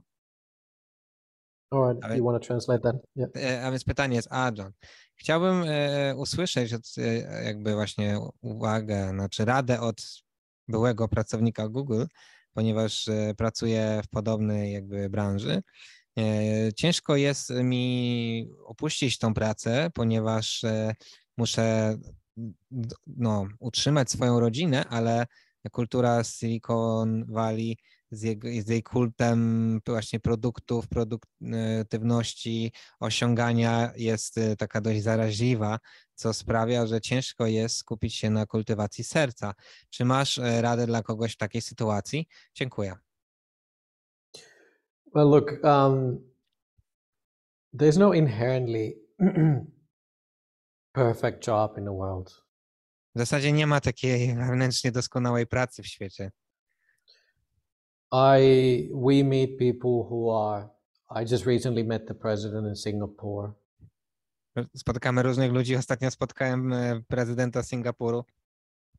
We meet people who are cleaners. Spotykamy ludzi, którzy po prostu sprzątają. We meet people who I met actually one of the interesting thing. I met one of the founders of Google in Singapore. Of what? One of the founders of Google. There were 7 employees. I met one of them. Okej, spotkałem w Singapurze jednego z założycieli Google. And there is nobody who can say that, this is a perfect job. This brings me so much satisfaction in life. I nie ma nigdy czegoś takiego, że to jest doskonała praca, że to daje mi całe spełnienie w życiu. Life can only give us so much. Życie może nam dać tylko tyle, ile może.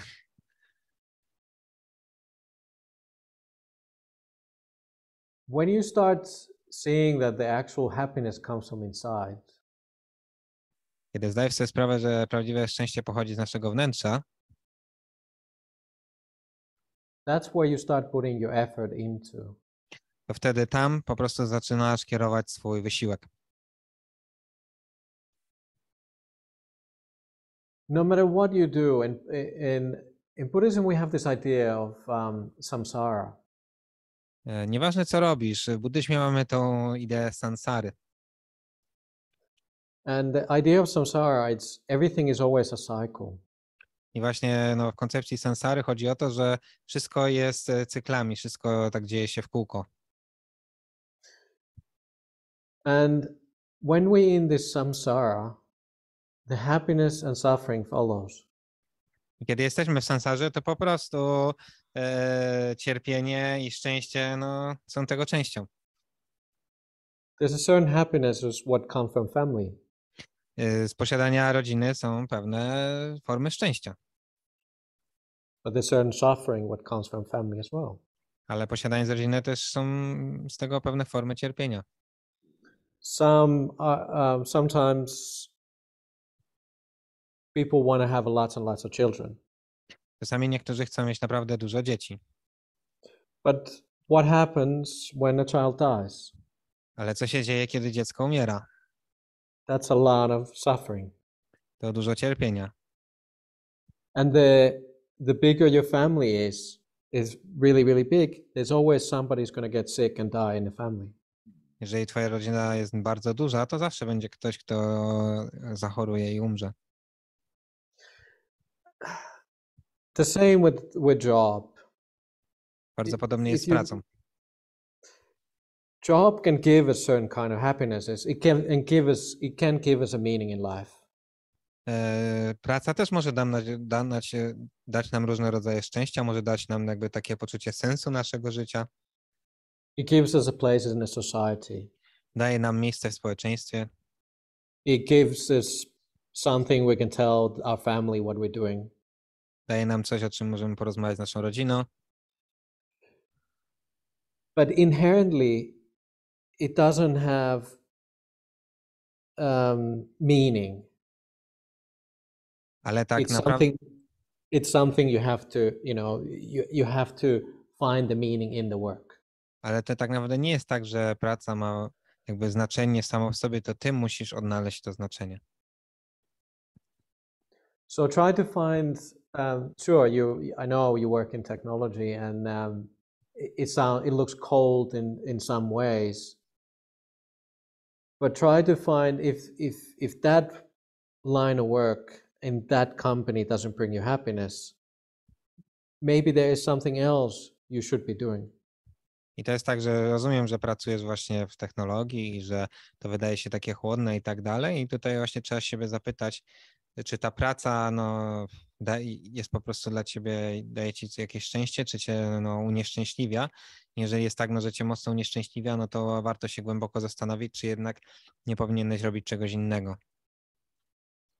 But if you feel that, look, this is what I need to do, it's too difficult to change, it's difficult to change jobs, just stay with it and understand what it can give you and try to look into the good aspects of your work. Ale jeżeli jest tak, że zmiana jest za trudna, że po prostu nie możesz tego zmienić, no to po prostu zostań i wtedy postaraj się dostrzegać te pozytywy tej sytuacji i po prostu naprawdę kultywować te percepcje. Yeah, I'm a bit blank. Feels like my mind is getting a bit tired, so I'm not really happy with my own answer. So let's try something else. Okej, tutaj już jestem trochę zmęczony, także nie wiem, czy jestem zadowolony ze swojej własnej odpowiedzi, także może spróbujmy czegoś innego. Okay, so do you want to finish, Ajahn? No, let's go quickly the other questions and I try to answer. Yeah. Okay, there is just a comment that's true and that the voices are getting louder when you meditate a lot. Thank you for that you explained that. And there is, I think, final question. Jak rozpoznać, kiedy myśli są myślami, a kiedy stają się kontemplacją? How to discern when the thoughts are just thoughts and when they become a contemplation? Well, no, you have to be contemplation is not thinking. It's something really, it's a talk in itself, but contemplation is something, try to look at it, contemplation is something you look something from a different angle. I to jest w zasadzie po prostu myśli i kontemplacja to są zupełnie różne rzeczy. Kontemplacja to nie jest w sumie myślenie, Tutaj w zasadzie można by całą mowę o tym zrobić, ale tak w skrócie chodzi o to, że kontemplacja to jest patrzenie na coś z zupełnie innej perspektywy. That's why we call it the contemplation gives you insights. Dlatego mówimy, że kontemplacja daje wglądy. Everyday thinking mind is actually, it's very, very clouded. Codzienny umysł taki myślący jest bardzo taki zachmurzony, zamglony. You don't have the clarity when you're thinking every day. Jeżeli tak każdego dnia sobie po prostu myślimy, to nie mamy takiej klarowności kontemplacji. Contemplation should be something, or you know what's happening when it gives you this kind of idea of I'm doing something right, or you feel like you're correcting your way, which way you're going. Kiedy kontemplujesz, to masz takie poczucie, że to, co robisz, jest naprawdę dobre i że naprawdę prostuje się twój pogląd i twoja ścieżka. It's like that idea that, if you're going back to the idea of how the handle of the axe has worn away. Tak jak powracając do tej metafory, jak zużywa się właśnie rękojeść siekiery. All of a sudden you realize that something, you really know what you left behind. Wtedy właśnie, kiedy kontemplujesz, to masz naprawdę taką klarowną wizję tego, co już zostało rozpuszczone, co już zniknęło, co odpuściłeś. It's not this idea of like, oh, I could be that, or could be something else. To nie jest tak, że mógłbym być taki, mógłbym być taki. It is something is like, you know. To jest po prostu, że po prostu wiesz, masz taką pewność. So the contemplation is, thinking and contemplation is, they're different, but then it turns into contemplation when it's more clear seeing. Myślenie i kontemplacja po prostu, myślenie zamienia się w kontemplację wtedy, kiedy to jest naprawdę takie klarowna wizja, takie klarowne widzenie czegoś, klarowne odczuwanie. Yep. Okay. So I could talk, but I feel I'm worried that my quality goes down the hill more and more. It's very good, but it's all over anyway. There's only one short question last. If a little funny, when you become ascetic when you were 29 years old, did you follow like the Buddha Gautama, because he says that he thinks he became ascetic in the same age. Right. Well, I don't know. It just happened. It was a Christmas break, so I didn't have anything else to do. So no, I'd done everything else in life. I traveled everywhere, and I was like, okay, good. I tried this, and 13 years later, I'm still here. So everything is going well. A więc tutaj właśnie chodzi o to, że to tak nie było, to po prostu tak weszło. Było akurat święta, nie miałem nic innego do roboty, to zostałem mnichem. Ale tak bardziej na poważnie, no to po prostu zrobiłem w życiu wszystko, co w zasadzie życie tam, po prostu przeżyłem takie normalne życie i zauważyłem, że to nie jest to i po prostu zostałem mnichem. Very good. Okay. Thank you, Ajahn. Thank you so much. Thank you. It was nice to see you all. Sadhu. Very good. I hope I see you again. Yeah, we hope we see you again. Thank you so much, No worries. and have a great evening. Thank you. Okay. Bye. Okay, bye.